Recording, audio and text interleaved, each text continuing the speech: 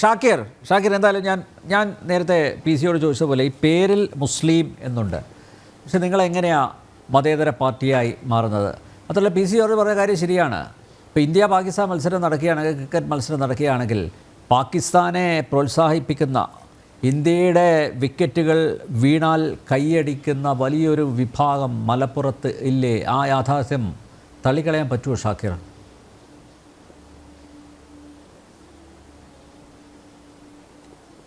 സത്യത്തിൽ നിങ്ങൾ കേരളത്തിലല്ലേ ശ്രീ അനിൽ നമ്പ്യാരെ? തീർച്ചയായും. ഈ പി സി ജോർജ് എന്ന് പറയുന്ന വർഗീയ വിഷം തുപ്പുന്ന ഈ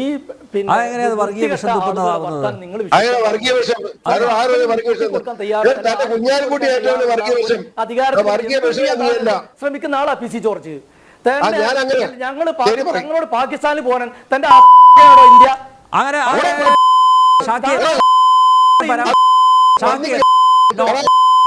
അങ്ങനെയുള്ള പരാമർശങ്ങൾ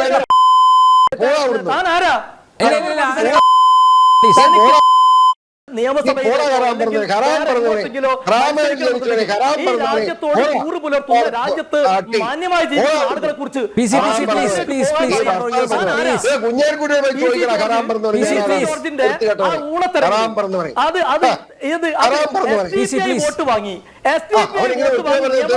തെരഞ്ഞെടുക്കപ്പെട്ട ആളായി പറയുന്നത്. നിങ്ങൾ പി സി ജോർജ് നോക്ക്, ശ്രീ അനിൽ നമ്പ്യാർ, ഈ പി സി ജോർജ് അവസാനമായി കേരള നിയമസഭയിലേക്ക് തെരഞ്ഞെടുക്കപ്പെട്ടപ്പോ ആരുടെ വോട്ടിലെ ജയിച്ചത്? SDP വോട്ടിലല്ലേ? ഇപ്പോ അവിടെ ഇദ്ദേഹത്തിന്റെ വർഗീയ വിഷം തുപ്പുന്ന നിലപാട് കാരണം ഹൈന്ദവ മത വിശ്വാസികളും ഇസ്ലാം മത വിശ്വാസം എല്ലാവരും തൂക്കി എറിഞ്ഞപ്പോ അപ്പൊ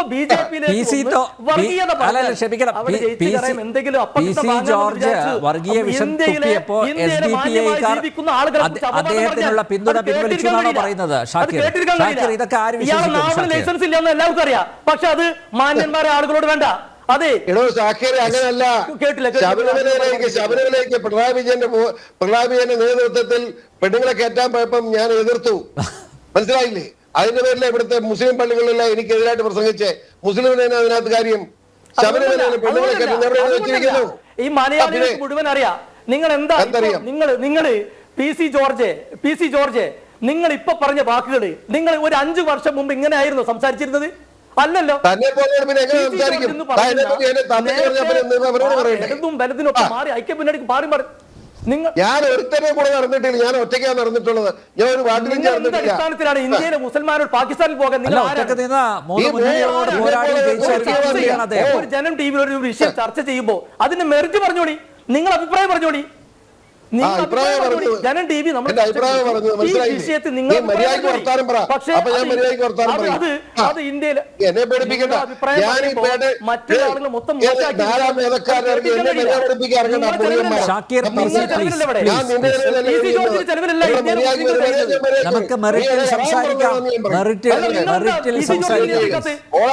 അല്ല, വെല്ലുവിളി വേണ്ട പ്ലീസ്. നമുക്ക്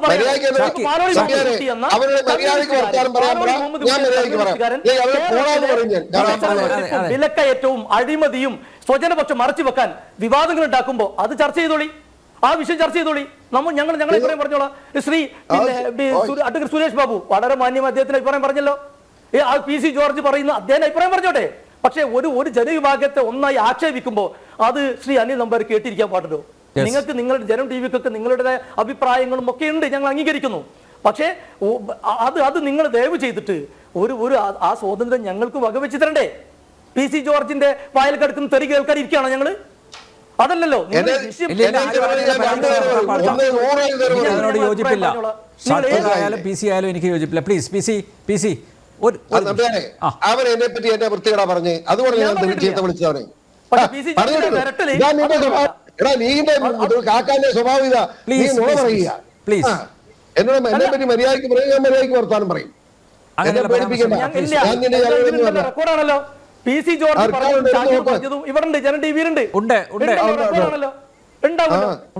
പിന്നെ ഞങ്ങൾ ആ വിരട്ടിൽ തൽക്കാലം വേറെ ആൾക്കാരെടുത്ത് മതി.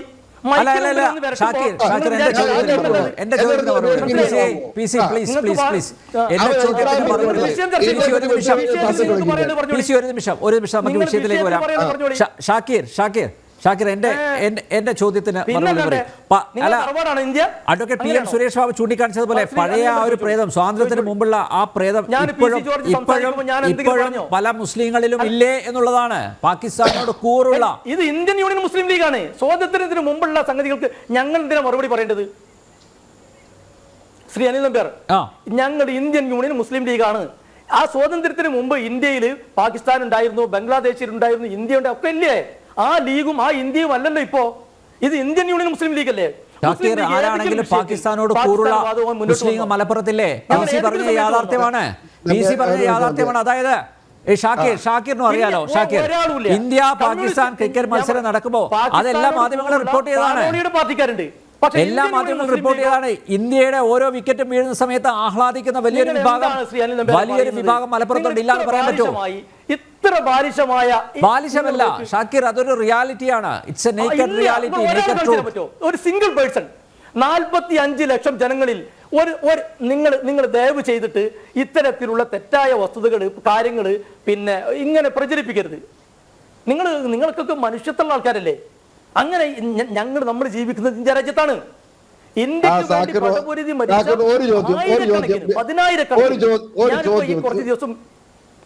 ഒരു ചോദ്യം ചോദിച്ചോട്ടെ സാക്കിറെ.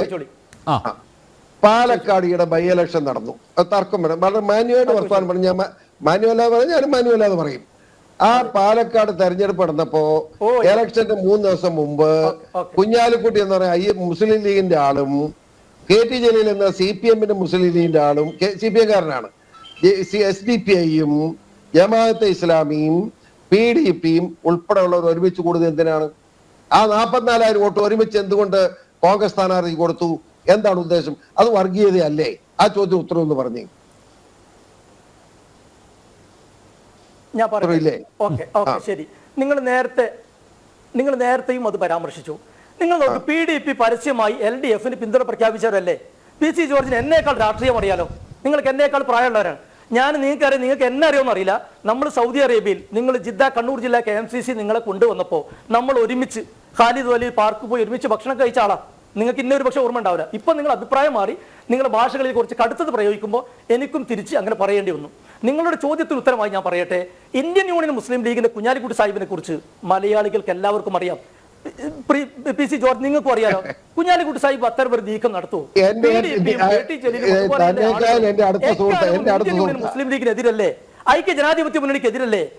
നിങ്ങൾ പിന്നെ നിങ്ങൾ അത് പറയാൻ പാടുണ്ടോ? സത്യം പറയണ്ടേ എന്റെ പൊന്നു അനിയ? ഞാൻ പറഞ്ഞ എന്താ, ഞാൻ കുഞ്ഞാലിക്കുട്ടി കേട്ടോ പറയാം തർക്കം വേണ്ട. ഞാൻ നിങ്ങളെക്കാൾ കൂടുതൽ കുഞ്ഞാലിക്കുട്ടിയായിട്ട് പേഴ്സണലായിട്ട് ബന്ധമുള്ള ആളാ. കുഞ്ഞാലിക്കുട്ടിയുടെ ജീവിതം വലിയ പ്രതിസന്ധിയിലായപ്പോ കുഞ്ഞാലിക്കുട്ടിയെ രക്ഷിക്കാൻ എന്ന് പറയാൻ ഇനി അങ്ങനെ നിൽക്കുകയും ചെയ്യും. കുഞ്ഞാലിക്കുട്ടി അത്ര ബന്ധമുണ്ട്. പക്ഷെ ഒരു സത്യം, പാലക്കാട് തെരഞ്ഞെടുപ്പിൽ എന്തുകൊണ്ട് എല്ലാ മുസ്ലിം സംഘടനകളും ഒരുമിച്ച് കൂടി? അത് മര്യാദയാണോ? അത് വർഗീയതയുടെ ഭാഗമല്ലേ? അതാണ് ഞാനിവിടെ ഉദ്ദേശിക്കുന്നത്. നിങ്ങളെപ്പോഴുള്ള അത് ചെയ്യാൻ പാടില്ല. കുഞ്ഞാലിക്കുട്ടി അവർക്ക് പങ്കെടുക്കാൻ പാടില്ല. നിങ്ങൾ പത്രം വായിക്കുന്നുണ്ടല്ലോ. ഒരു മിനിറ്റ്. നിങ്ങൾ ഇല്ലാത്ത കഥയാണ് ഇപ്പൊ പറഞ്ഞിട്ടുള്ളത്. നിങ്ങൾ ഒരു യാഥാർത്ഥ്യവുമായി ഒരു ബന്ധമില്ലാത്ത സംഗതി ഞാൻ പറയാം. ആ പുസ്തകത്തിൽ കേരളത്തില് ഇസ്ലാമിക വർഗീയതയ്ക്ക് തുടക്കമിട്ടത് അബ്ദുൽ നാസർ മദനിയാണെന്ന് പറഞ്ഞു. അതിൽ പ്രതിഷേധിച്ചുകൊണ്ട് PDP-ക്കാര് പ്രകടനം നടത്തി. അന്ന് വൈകുന്നേരം കോഴിക്കോട്ടെ പ്രസ് ക്ലബിൽ പോയിട്ട് ഇവർ LDF-ന് പിന്തുണ പ്രഖ്യാപിച്ചു. PDP-യെ നിങ്ങൾക്കറിയില്ലേ? അല്ല, PDP-യെ ഗുരുവായൂരിൽ പിന്നെ LDF-നൊപ്പമായിരുന്നു, തലശ്ശേരി നായനാർക്ക് വേണ്ടി LDF-നൊപ്പമായിരുന്നു, ഒറ്റപ്പാലത്ത് LDF-നുമായി ഒപ്പമായിരുന്നു. നിങ്ങൾ നോക്കി, എല്ലാ തെരഞ്ഞെടുപ്പിലും PDP അബ്ദുൽ നാസർ മദനിയുടെ പാർട്ടി LDF-നൊപ്പമായിരുന്നു. നിങ്ങൾക്കറിയാലോ. ഏതെങ്കിലും ഇപ്പൊ നിങ്ങൾ ഈരാറ്റുപേട്ടയിലാണല്ലോ. ഒറ്റ മിനിറ്റ് ഒന്നാ പോട്ടെ. SDPI ഇപ്പൊ നിങ്ങൾ ഈരാറ്റുപേട്ടയിലല്ലേ? PC George ഈരാറ്റുപേട്ടയിലല്ലേ? ഇപ്പൊ ഒരാഴ്ച മുമ്പാണ് ഉപതെരഞ്ഞെടുപ്പ് നടന്നില്ലേ? ആ ഉപതെരഞ്ഞെടുപ്പിൽ CPM-ന് കിട്ടിയത് 69 വോട്ട് LDF സ്ഥാനാർത്ഥിക്ക്. എന്നേക്കാൾ നിങ്ങൾക്കറിയാം. ഞാൻ കണക്ക് കൃത്യമായി നിങ്ങളോട് പറഞ്ഞു ഓർമ്മാക്കി തരാം. അവിടെ SDPI-ക്ക് കിട്ടിയത്, 2ാം സ്ഥാനത്ത് SDPI വരുന്നത് എങ്ങനെയാണ്? മുസ്ലിം ലീഗ് UDF അവിടെ 300 ചിലരം വോട്ട് ജയിക്കുന്നു അല്ലേ? കറക്റ്റ് അല്ലേ? ഞാൻ പറഞ്ഞ കറക്റ്റ് അല്ലേ? എന്തുകൊണ്ടാണ് CPM മുഴുവൻ വോട്ട് SDPI-ക്ക് കൊടുത്തത്? ഇപ്പൊ താനൂരിൽ അബ്ദുറഹ്മാൻ എങ്ങനെയാണ് ജയിച്ചത്? PK ഫിറോസ് എന്ന് പറയുന്ന മിടുക്കനായ യൂത്ത് ലീഗിന്റെ നേതാവ് ഒരുപാട് കേരളത്തിലെ സമരങ്ങൾ നേതൃത്വം നൽകിയ ആളെ തോൽപ്പിക്കാൻ വേണ്ടി ജമാഅത്ത് ഇസ്ലാമിയും എത്രത്തോളം ഉണ്ടെന്ന് അറിയില്ല, മറ്റെല്ലാ പാർട്ടിക്കും PDPക്കാരും മുഴുവൻ ആളുകളും അറിയാലോ. SDPയുടെ വോട്ട് ചെയ്തത് പിന്നെ അബ്ദുറഹ്മാൻ അല്ലേ? അവിടെ പോയിട്ടാണ് പിണറായി വിജയൻ മെനിയാന്ന് പറഞ്ഞത്. നോക്കൂ നിങ്ങൾ, അഭിമന്യുവിന്റെ കൊലയാളികളെ സംരക്ഷിക്കാൻ വേണ്ടി കൂടി മുസ്ലിം മര്യാദയാണ്. സാക്കിറിനോട് പറയാ, ഞാൻ ഈ വിഷയത്തിൽ അതൊക്കെ കേരള രാഷ്ട്രീയത്തിൽ പലതുണ്ട്. സാക്കിർ എന്റെ പ്രശ്നം അതല്ല. പാലക്കാട് തെരഞ്ഞെടുപ്പിന് 3 ദിവസം മുമ്പ് എല്ലാ പത്രത്തിലും പടം ഉൾപ്പെടെ വന്നു. കുഞ്ഞാലിക്കുട്ടി KT ജലീലും SDP നേതാക്കന്മാർ ഉൾപ്പെടെ ഇരുന്ന് ചർച്ച ചെയ്യാന്ന് പറഞ്ഞാൽ മുസ്ലിം സമൂഹത്തിന് തന്നെ നാണക്കേടല്ലേ ഇത്? അവര് നിങ്ങൾ വർഗീയതയെല്ലാം വിട്ട് മുസ്ലിം മാത്രമായി മാറി. മുസ്ലിം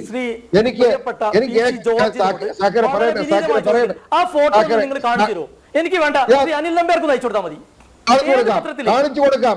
ഇവരെല്ലാരും കൂടി ഇരിക്കുന്ന സംസാരിക്കുന്ന ഫോട്ടോ എല്ലാ പത്രത്തിലും വന്ന് ഞാൻ നാളെ ഞാൻ അയച്ചു തരാം. ഞാൻ സക്കീറിന് അയച്ചു തരാം, മതിയോ?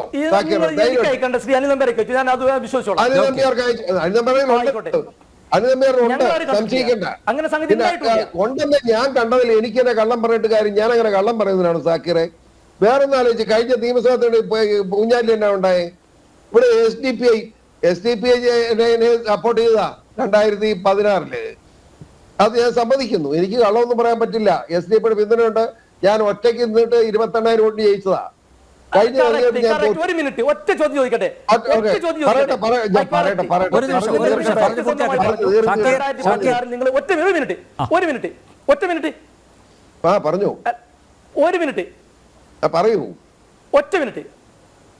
നിങ്ങൾ നിങ്ങളുടെ ഒരു കാര്യം, 2016 SDPയുടെ വോട്ട് നിങ്ങൾ വാങ്ങിയിട്ടുണ്ട്. അത് മലയാളികൾക്ക് പറയാം, എല്ലാവർക്കും പറയാം.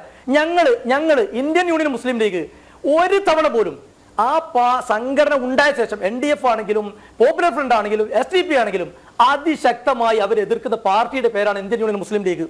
അറിയാലോ, അത് ശരിയല്ലേ? സഖ്യം ഉണ്ടാക്കിയിട്ടുണ്ടോ? ഞങ്ങൾ ന്യൂനപക്ഷ വർഗീയതക്കും എതിരാണ്, ഭൂരിപക്ഷ വർഗീയതക്കും എതിരാണ്. ഞാൻ കള്ളം പറയാറില്ല. കഴിഞ്ഞ നിയമസഭാ തെരഞ്ഞെടുപ്പിൽ പൂഞ്ഞാർ നിയോജക മണ്ഡലത്തിലെ 27,000 മുസ്ലിം വോട്ടുകളിൽ 300 എനിക്ക് കിട്ടിയത്. മുസ്ലിം ലീഗും SDPIയും നമ്മുടെ PDP എല്ലാ മുസ്ലിം സംഘടനകളും ഒരുമിച്ച് ചേർന്നുകൊണ്ട് എനിക്കെതിരായിട്ട് വോട്ട് ചെയ്തു. എനിക്കതിന് വിരോധമില്ല. കാരണം എന്താണെന്ന് വെച്ചാൽ ഞാൻ ശബരിമലയിൽ പോയ പെണ്ണുങ്ങളെ തടഞ്ഞു എന്നുള്ളതാണ് എന്റെ പ്രശ്നം. അതിനിവിടെ പള്ളികളിൽ പ്രസംഗിച്ചു, VCOR മുസ്ലിങ്ങളെ വിട്ട് ഹിന്ദുക്കളുടെ കൂടെ കൂടിയെന്ന് പ്രസംഗിച്ചു. എന്തുവാട്ടെ, അതൊക്കെ മണ്ടത്തരം. ഞാൻ അങ്ങനെ ചെയ്തതല്ല. മുസ്ലിം ശബരിമലയിലേക്ക് സ്ത്രീകൾ പോകുന്ന പിണറായി വിജയന്റെ നയം ശരിയല്ല, അതുകൊണ്ടാണ് ഞാൻ എതിർത്തത്. പക്ഷെ അതിന്റെ പേരിലാണ് എനിക്ക് ഇതിനായിട്ട് ഇവിടെ പ്രശ്നം ഉണ്ടായത്. അപ്പം ഇത് തർക്കമായി, എനിക്ക് അതിനായിട്ട് വോട്ട് ചെയ്തു. ഞാൻ ഇതിനെ അവരെ ആരെയും കുറ്റപ്പെടുത്തിയിട്ടില്ല. SDP നേതാവ് എന്നെ വിളിച്ച് പറഞ്ഞു, ഇത് ഞങ്ങളുടെ ഒരു ടെസ്റ്റ് കേസ് ആയിരുന്നു. PC ജോർജ് ചേട്ടൻ എന്നോട് ചേട്ടാന്ന് വിളിക്കുക, ചേട്ടാ ക്ഷമിക്കണം, ചേട്ടൻ നിങ്ങൾ തോപ്പിച്ചു, അടുത്ത ഞങ്ങൾ തോപ്പിക്കാൻ പോകുന്നു പറഞ്ഞു ജോസഫിനെ. ഇത് കേരളത്തിലെ അല്ല, ഇന്ത്യയിലെ മുസ്ലിങ്ങളുടെ ഇടയ്ക്ക് ഉണ്ടായിരിക്കുന്ന ഒരു വർഗീയ ധ്രുവീകരണമാണ്. അത് ഇന്ത്യൻ യൂണിയൻ മുസ്ലിം ലീഗല്ല, ആര് നിഷേധിച്ചാലും ആ സത്യം ഒഴിവാകില്ല. സാക്കിറിന്റെ അഭിപ്രായത്തിൽ നിന്നു. പക്ഷെ ഞാൻ പറയുന്നു, ഇന്ത്യയിലെ മുസ്ലിങ്ങൾക്കിടയിൽ ഉണ്ടായിരിക്കുന്ന ഒരു വലിയ ധ്രുവീകരണമായത്. അത് കേരളത്തിൽ വ്യാപകമാണ്.